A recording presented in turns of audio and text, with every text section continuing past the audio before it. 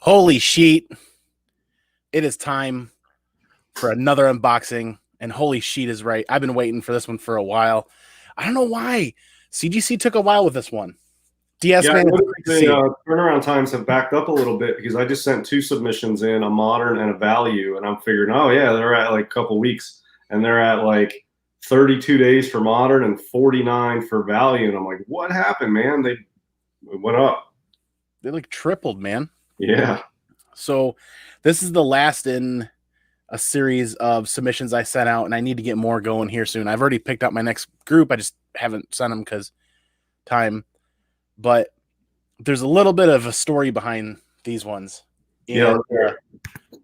If you want to jump in here in a minute, because I remember that day I was sitting on the couch trolling through eBay and I found a G.I. Joe 21. And I'm like, DS was just talking about these, man. I should keep, pay closer attention to these books. And I'm like, I don't know. This really looks like I think it's got pressable defects, but I'm not really trained all that well. So I shot you a message. And I'm like, here, man, I'm considering it. And then you're like, well, let me know if you don't do it, because I'm kind of interested. And I passed on it. You picked it up, and you actually were able to press and clean that out. And what did that come back as? Yeah. So anyway, that one, I knew you were looking for it. We had talked about that book, and I had just sold one that was like a 9. What did I have? A 9.6 maybe?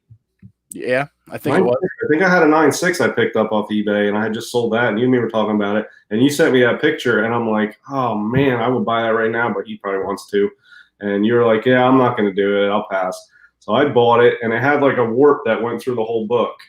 And so it really needed press, but structurally it was all right. The spine was good. So I pressed it out, and it ended up getting a 9.4 on it. And I ended up selling it for, I don't know, whatever, $175 or something. I don't even know, maybe $200. I don't even remember. And I even told you, if you want it when it comes back, I'll sell it to you. Like, no, I'm gonna hold off. And then, so I ended up having that one and sold that one. And you ended up apparently finding maybe another copy after that even. I did. And I'll hit up this chat here right now really quick. Thanks, everybody. Mr. Gretzky for tailgating and hanging out, man. Great to see you back, hanging out around here. JP's budget collecting. He said, start now. I was gonna, and I got tied up with Rod the Rican's Lame It or Frame It, having a good time over there with all those people. And also at the same time watching the Lords of the Long Box start. DS is in here. Yeah, Kate Titus, thanks for hanging out with us, man. Vincent McLean, the Comic Machine. What did I get? You'll see what I got in just a minute here. JP, great to see you, man. Oh, yeah, see Woodard. Sorry. Stream Yard. Yeah, I'm all backwards today. I've been sitting at this computer for way longer than I probably should have. Hey, Mom. My mom always stops by. Appreciate it. Thank you very much. So, yeah, you and I have been talking. I've been paying close attention. And this G.I. Joe 21 was the result of what I thought was a good idea and a couple of ice-cold beverages. So you and I had been talking for some time, and I'd kind of let you know, it's like, I'm going to learn how to grade better, try to get a better understanding of it. I've been talking to you and a couple other people, Jimmy, the Geek Aficionado, and I finally bought the book. And I'm at one night, I'm just sitting there, I'm watching an auction. I forget the channel that it's on, but it has Mr. Let, Roman Curtis. Which one? YouTube auction, right? Yep. It has Mr. Let and Roman Curtis on there regularly. And Roman Curtis had this G.I. Joe 21 up for offer. And the way he described it, I was like, that's right in that area that I want to learn how to grade better. And I want to learn how to pay attention to the finer details of those books. So I did a whole grading vlog on this book, on both of these books, actually, and the Saga books. The Saga books were the first ones that went out to Jimmy and got graded and came back. All 4 of them came back 9/8. One of them we weren't too sure it should, but it did. And then the G.I. Joe 21 newsstand edition first print. I probably paid at least almost twice as much as what the going rate was at the time, but I wanted to grade that specific book based on some of the things he said. And I got my notes here. Yeah, so just as far as I told you this just between you and me, we were talking. That doesn't even rank on the scale of drunk purchases or beverage purchases, because I told you one time I was drinking one night and it was late at night and it was like 2 or 3 in the morning or something, and there was an infomercial came on for this inflatable Miami Dolphins chair with like cup holders, and I was like, I need that. And then so I bought it for whatever retarded price, and then I definitely did not need it. I didn't even do anything with it. I didn't have room for it. I didn't need it. I wasn't like, I'm not a tailgater taking that to play, so yeah, the G.I. Joe comic, man, you can't go wrong with that, even if the grade's lower than you hoped. So yeah, so it's not a bad purchase. I mean, I definitely like a 9.2, 9.4 or better newsstand first print. Those 9.8 newsstands are pushing 1,500 to 1,800, I think now. Yeah, definitely. Yeah, I mean, 9, even I just saw one on eBay, 7.0 go for 100 and 110 or 120 for a 7.0. So yeah, that's a hot book. It's and the 80s is the new 70s. So everything in the 80s is blowing up anyway. And that's a hot book. It's tough to find a good copy. There's not a lot out there, and it's a nice novelty, and it's got a super cool cover, and it's the first appearance too. So you can't go wrong with it. It's a good book. And I just kept bidding it up, and somebody just kept bidding it up with me. And I'm like, no, I'm grading this book. I want to send this in. And I think the book right now has to be an 8.5, or it has to come back in 8.5 or better to quote unquote break even after all the shipping fees back and forth, and then the pressing and cleaning. And I haven't even researched the pricing just yet. That was what I put it at 2 months ago when the book went out, when you sent it, because CGC had the book for 2 months after you had cleaned and pressed it, and it was 2 months just to grade the book. Yeah, I was hitting you up about it. I'm like, did they grade the book yet? Did you get the grades? Did they graded yet? And you're like, no, not yet, man. It's still received or whatever. So I've been looking forward to it too. If you want, I can show I sent you a short video, remember, in our chat of after I pressed it, how it looked. And if you want, I can show that little video before we these up if you want. Yeah, if you want to share your screen or do it on there. I forgot on my phone, so if you want to make me big, I'll just hold my phone up and see. We got our chat here, so I'll show you everybody what it looked like. I made a short little video after I pressed it, and it's got some structural issues, but it cleaned up pretty nice. So yeah, I mean, there's spine breaks, and there's that interior crease that runs parallel. That color breaks a lot of the way down. The bottom is pretty beat up. There's this crease which is color breaking halfway, but it's nice and flat now, and so it's got some stuff that's going to limit the grade, but it looks infinitely better than it did, because it was wrinkled and bent and folded and dirty. So whatever you get on it, it definitely will present better than the grade. Yeah, and there was some dimpling on the back too in that Frogger ad that I didn't catch until you and I were talking. And my notes, I had 7 color breaking spine ticks on that, and before cleaning and pressing, I think I was putting the book about a 6. And I think there was probably maybe 30 or 40% of the issues on that book were pressable and cleanable. And I'm thinking realistically, after you and I talked, and after I sat down there and really read the book and really studied that the book I read the book on grading, and then this book, the G.I. Joe 21, is probably going to be a maxing out of an 8. And it's probably going to be off-white to white pages. Yeah, I can tell you what my prediction is on it if you want also. Well, yeah, if you want to share your notes on that book, and you share the video, but yeah, I think it was, when you sent it to me, I think it was like 6.0 range, with about half the defects were pressable and about half weren't. It cleaned up really nice. I think it's probably in the 6.5 range. I don't think it's going to get a 7, but I think it's a 6.5. That's just I don't know. So even after cleaning, I always one good way to learn how to grade is to clean and press books, because you get down into the details and you look at every little thing and you get used to every little inch of it. And sometimes when you do that with a book that's not mint, you're looking at all the defects so closely and intimately that it makes you feel that it's lower than it really is. And that happens to me. I'll send stuff in, I think it's low because I remember being right on top of the book and all the defects. But when you step back and you get it back and you look at it and you see the slab and the grade's higher than you thought. So it's a little tough, but I think 6.5 is where it's at, but we'll see. Even after cleaning and pressing? Yeah, I mean, it's got the two main things that I think limit the grade is that color breaking crease on the side that's half color breaking and then half not. I pressed it out so the bottom doesn't show, but the other part does. And it's like 3 inches about is color breaking. And then on the spine, aside from the spine ticks, there is a color breaking crease that runs from top to bottom parallel, like a reader's crease. But it doesn't break color the whole way down, but some of it does. I didn't even notice that when I graded it. Yeah, it's light and it goes in and out. It's not like a hard crease all the way down, but all the way down, and some of it color breaks, and most of it doesn't, but some of it does. So I think 6.5 is where I would put it. But you know, I'm no pro either. I just send a lot of books in, and I see where I'm wrong, and I try to adjust from that. So yeah, and the idea behind this was really it's to learn how to grade a little bit better. Better or to par with what CGC does or even CBCS. So when you're sending stuff in, you know what you're getting into.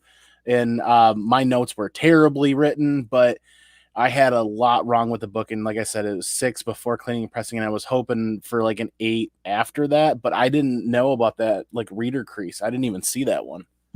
Well, that's what I'm saying. It could be a little higher than I think. I don't know. We'll see. Well, I know I'm just going to try to get in here, and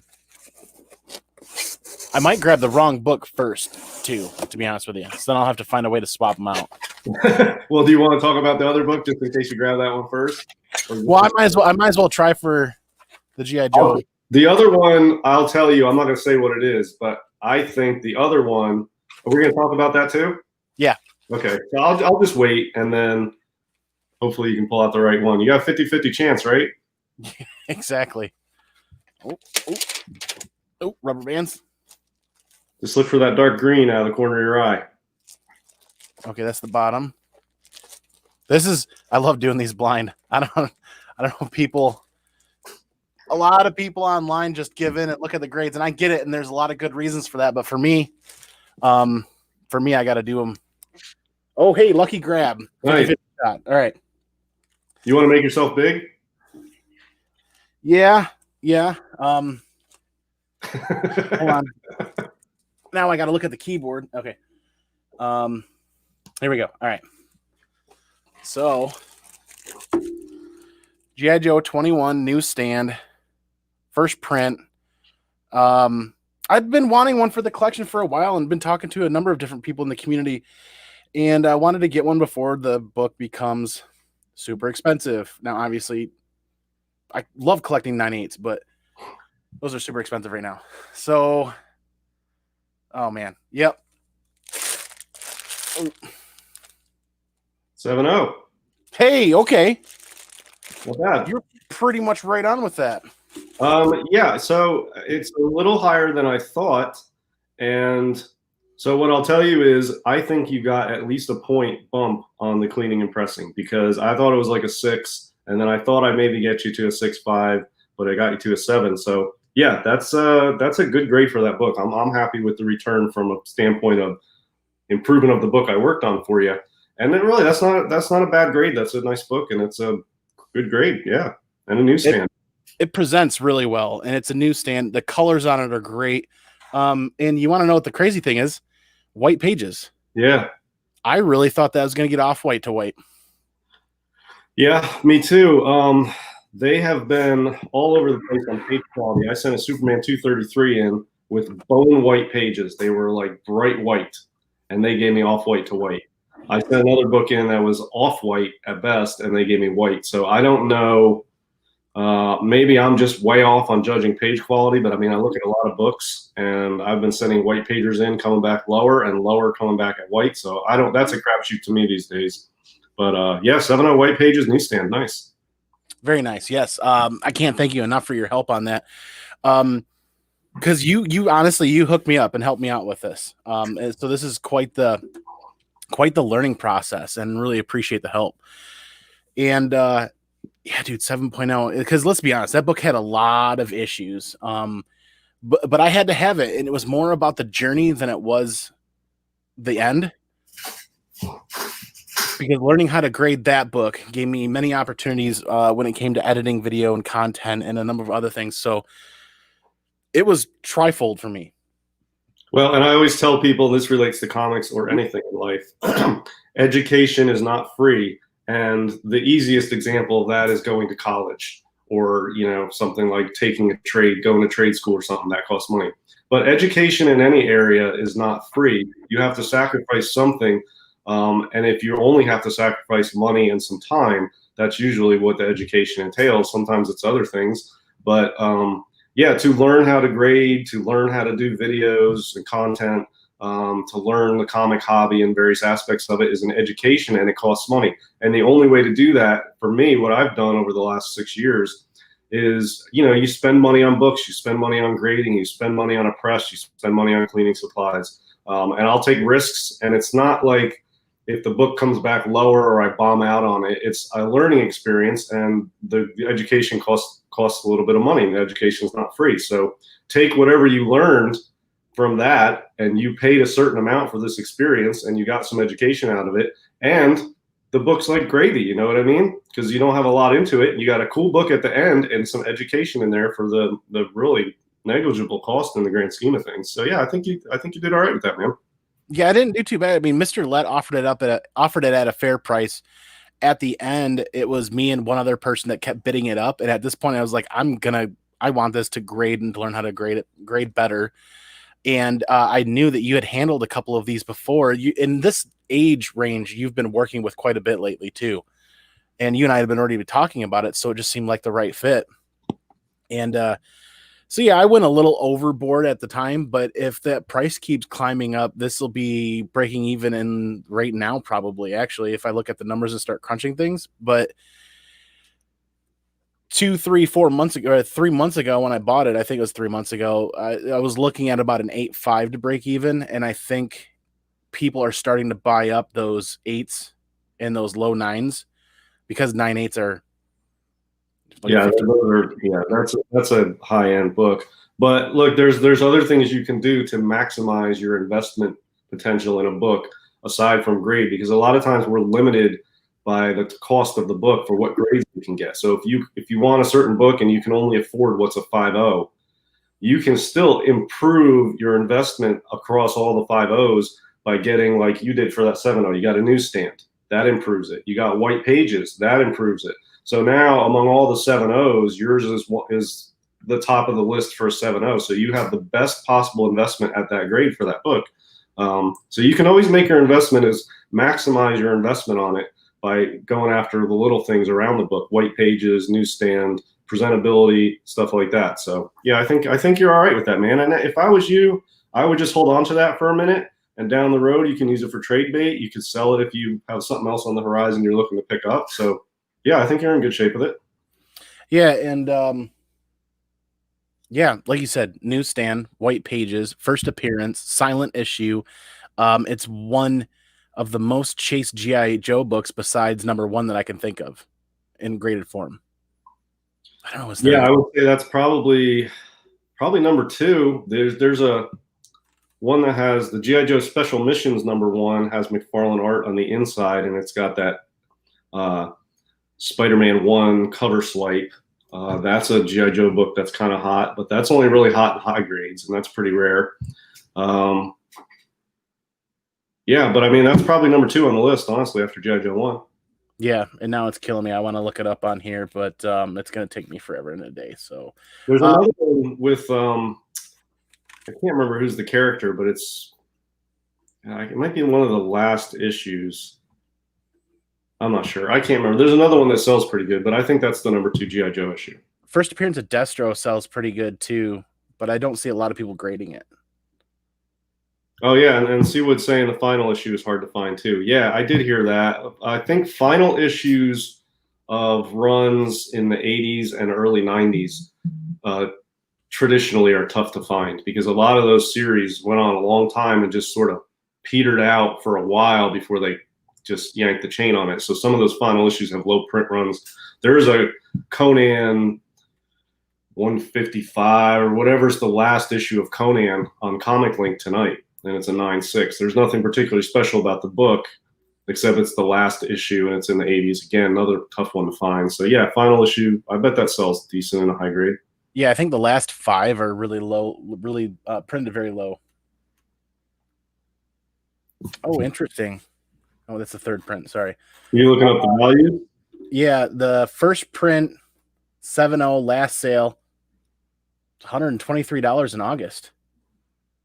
Wow, that's gone up a little bit. You on Go Collect? GPA. Oh, you have, okay. I didn't know you were using GPA. So, Goo, the last 9.8 went for $2,600 in August. That, ooh, okay. So the book's going to continue trending upwards. Like hold on to it, long term hold. Yeah. Wow. And that sharp spike is coming just within the last month or two, really. And the book's moving. But more importantly, during that same auction, Roman Curtis put up a Punisher lot, and I'm a massive Punisher fan. So I pay attention to every Punisher lot that I can if I can find it on eBay or the YouTube auctions. There's some of my friends in YouTube have been hitting me up. You especially, actually. Hey, I found this. It's a 9.8 candidate. Are you interested? And yes or no. It's that simple. And what I like about that fact is like you're already cleaning and pressing. You're already doing so. Literally, all I have to do is kind of shoot you the money, and then it'll come back graded, and then you just got to ship it to me. Yeah. Yeah, I mean, I'm not a professional presser that puts my services out there, but I'll do it for friends. I've done it for a few people in the chat here. I've done it for you. And yeah, so you can just fill out your submission form. You sent me the books with the submission form, and when I'm done, I'll take pictures, let you know what I think, and then they're off to CGC for me. And then one day they show back up at your door. Yeah, it works good. I appreciate you trusting me with the books. You know, I do my best on all the books I work on. And yeah, I'm really happy you got a good result on what that book was. Well, it shows because like you were saying, based on what you saw, there was definitely a full 1.0 bump after that. So it makes a difference. K Titus with a really good question. How many Punisher books do I have? Well, everything out of the 80s and 90s, I have pretty much full runs in the raw copies, like everything, even all the side stuff, all the mini series and stuff like that. The graded books, though, that's what I've been working on. During this auction, Roman Curtis had a stack of Punisher books, and I had half of them, but there was one book in there that I didn't have. I've never seen in person. I've never seen it for sale online. I've never even seen a placeholder on a website for this book, like a out-of-stock placeholder, not even on my comic shop or anywhere else. And Punisher Volume 2, number 1, Mark Jeweller's variant. Never knew one even existed, and I had no way of even looking one up. He had one in there.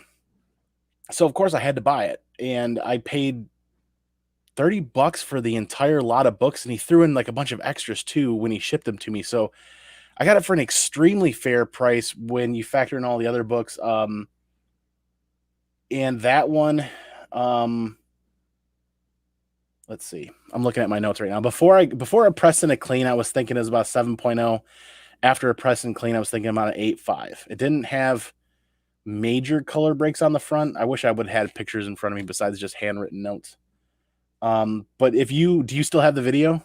I didn't send you a video of that one, I think, but I gave you a rundown. So when you sent it to me, I thought it was about a 7.5 when I had it, looking at it.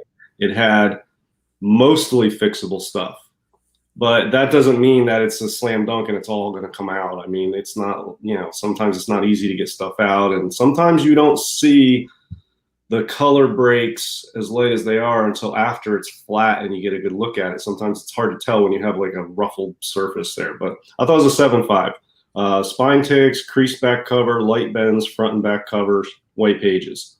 And I thought that I could get it to an 8.5 or a 9 because it looked mostly pressable. When it came out of the press, I thought it looked fantastic, and I thought then it was a 9.2. So I think you sent me a 7.5 and at white pages. I think you're going to get a 9.2 white pages. So massive improvement on that book. That's my guess on it. Okay. I got to figure out a better way to do my notes here soon. Just the leftover boards seemed to like a good idea at the time, but now that we're sitting here revisiting these books that they come back, I'm like, there's very little context here. I got a bunch of ticks where I found stuff wrong, but no description really besides spine ticks and whatnot. Either way, like I said, I'm a massive Punisher collector. So volume 2, number 1,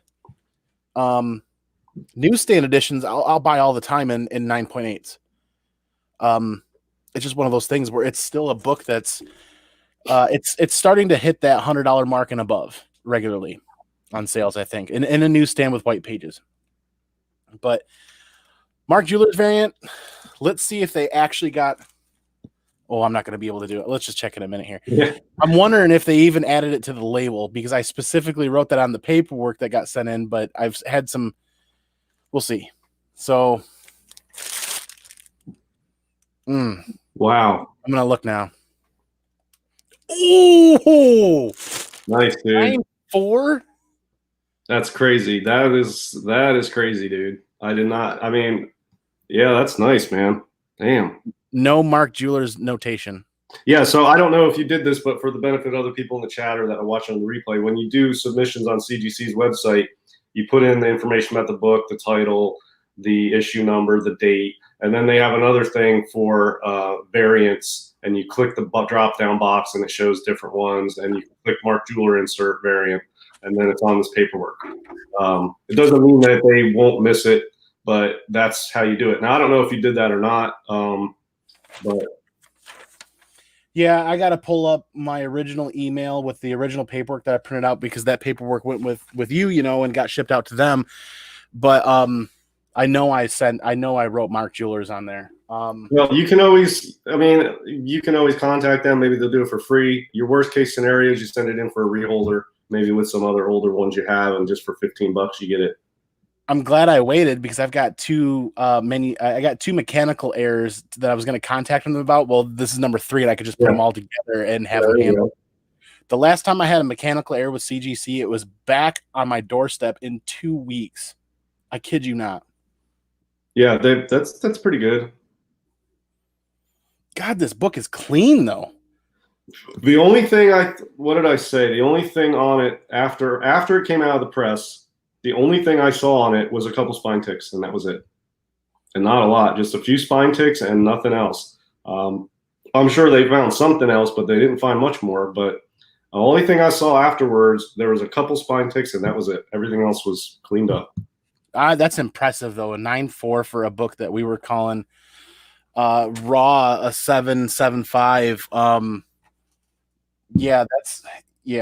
That's awesome. That came out great. The colors pop on this. There's no white pages. Yep, white pages. There's no Newton rings.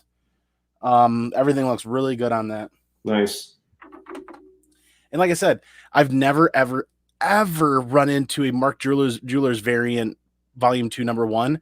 So it makes me wonder how many other slabs are already slabbed without that annotation on there. Yeah, that's true. There'd be no way to know unless you crack it open. But you can see from the top of the book if it has an insert, but it may not be a Mark Jeweller's even if you can see it in the slab. You might not be able to see it in the slab anyway, but you can see the line across top of the book when it's got one of those cardstock inserts. Which is a good thing to do if you're flipping through like Copper Age stuff at a con or long box hunting or whatever. If you feel a little stiff at the top as you're flipping through, or you see a line of white like a cardstock line, then you pull it out. It could be a Mark Jeweller's insert. There's other inserts, and they're all cool, and they're all rarer than the regular ones. But yeah, you can usually tell by the feel or just looking at it on the top. Yeah, I'll have to see what they say. I know for sure that I added that to the paperwork when I filled it out and shipped it. Either way, a mechanical error is a pretty easy fix. And the last time I ran into one, they had it taken care of. Like they had a shipping label to me in under an hour, and I had it packaged and shipped out the next day, and it was back in under 2 weeks. Yeah. So I mean, when it's just that label error, they knock those out real quick.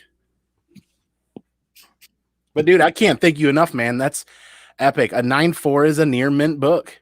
Yeah. Well, thanks for trusting me with them, and you're welcome. I was really optimistic about the grades on these because you sent me 2 books that had a lot of pressable defects. So there was room for improvement on both, and it was just a matter of how much can we max out that improvement. But it's always good when you have a book that has lots of pressable stuff that you're working on, because you know it's going to go up. You don't have much, but it depends how well it works out. But those are both half point higher than I thought. I thought 6.5 and it came back 7. I thought 9.2 and you got 9.4. So both marked improvement on those. And when I look at this from the number standpoint, what I went over on the G.I. Joe 21 on that auction, I was so far under on the Punisher from the Mark Jewelers variant standpoint that it balances out, and I'm still winning on both of them big time, actually. And props to Roman Curtis and Mr. Let for those auctions. They both package incredibly well, and they both threw in extra free stuff, extra free comics. Like, here's a bunch of other cool stuff, and I'm like, hey, here's tons of books I haven't read yet. Perfect. This is great. I'm excited. I'm excited because, unfortunately, I am running out of time here, but I'll close this up. I was a 9.8 slob for a decade. Like, I wouldn't buy anything but 9.8s. And this is from 2004 to like 2014, 15. I wouldn't touch it if it wasn't a 9.8. 9.8 Punisher stuff back then was literally for the cost of just slabbing the book. That was it. So I could buy that stuff all day long super cheap. And I could still find some good deals now, but those books are 30 years old. Well, yeah, books in the 80s are, I don't collect a lot of 80s stuff, but I keep an eye on the market because I flip a lot of it. And I'll tell you, I recently picked up 2 copies of G.I. Joe 1. I was digging through a collection of old store stock. Guy closed the store, and I found 2 G.I. Joe number 1s. And so I grabbed both of them, and they're, unsold stock, so they're unread, they're mint, so they're like 9.6, 9.8 copies. And I said they're at CGC right now, but he had them for a few bucks. He was going on like early 90s prices. They weren't worth anything, so that's what I got them for.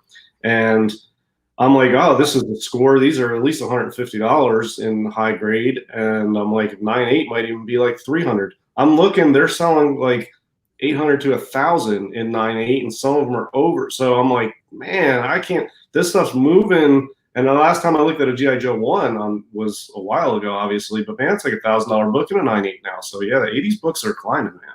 Yeah, something about the 6 months ago, that first influx of money into the economy via that stimulus, a lot of modern books spiked. A lot of hot modern books that were already kind of expensive continued to spike even more. Now here we are on the tail end 6 months later.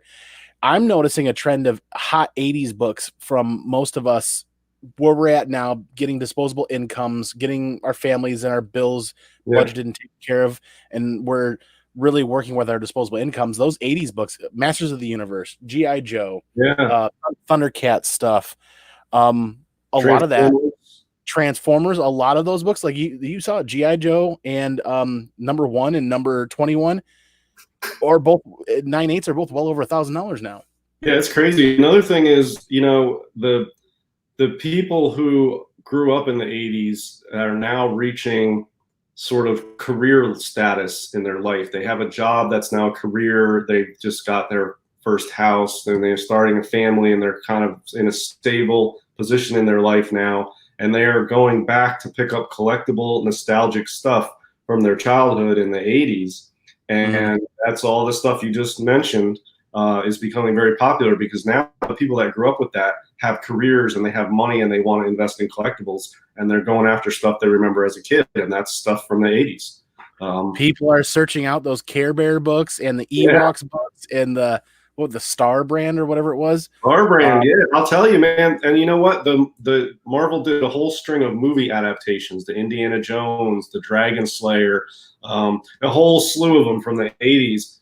Every time I see those for like $1 or $2, I pick them up if they're high grade, because you wouldn't know it, but I'll tell you, because I've been doing this for a few years, those books sell easily, quickly. They're very liquid. People eat them up. Any of those 80s sort of funky, like movie, cartoon, toy related comic books for Marvel, they sell quick. They always sell quick, and you get decent prices, and they're always becoming more and more collectible. So it's great stuff to pick up. I showed you. I just picked up from an early '90s though. It wasn't '80s, but I found a Roger Rabbit 1, and also digging.